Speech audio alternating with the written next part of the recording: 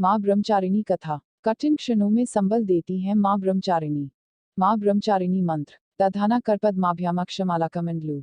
देवी प्रसीदतु मयि ब्रह्मचारिण्यनुत्तमा। माँ दुर्गा की नवशक्ति का दूसरा स्वरूप ब्रह्मचारिणी का है।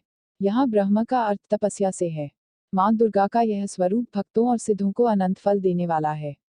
इनकी उपासना से तप, त्याग, वैराग्य, सदाचार और संयम की वृद्धि होती है। ब्रह्मचारिणी का अर्थ तप की चारिणी यानी तप का आचरण करने वाली। देवी का यह रूप पूर्ण ज्योतिर्मय और अत्यंत भव्य है। इस देवी के दाएं हाथ में जप की माला है और बाएं हाथ में यह कमंडल धारण किए हैं।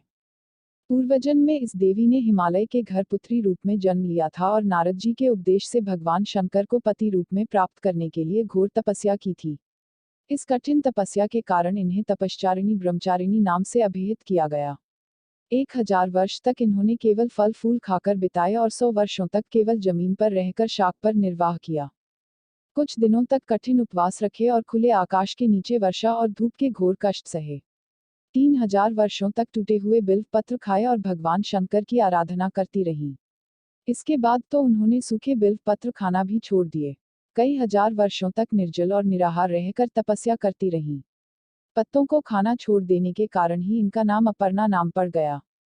कठिन तपस्या के कारण देवी का शरीर एकदम क्षीण हो गया।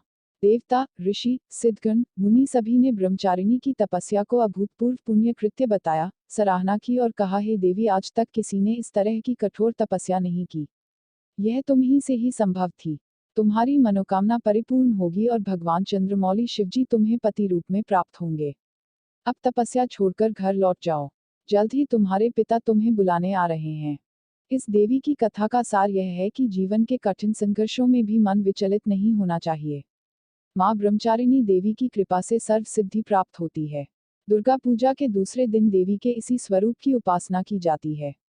जय माँ ब्रह्मचारिणी। जय माँ नवदुर्गा। जय माता दी।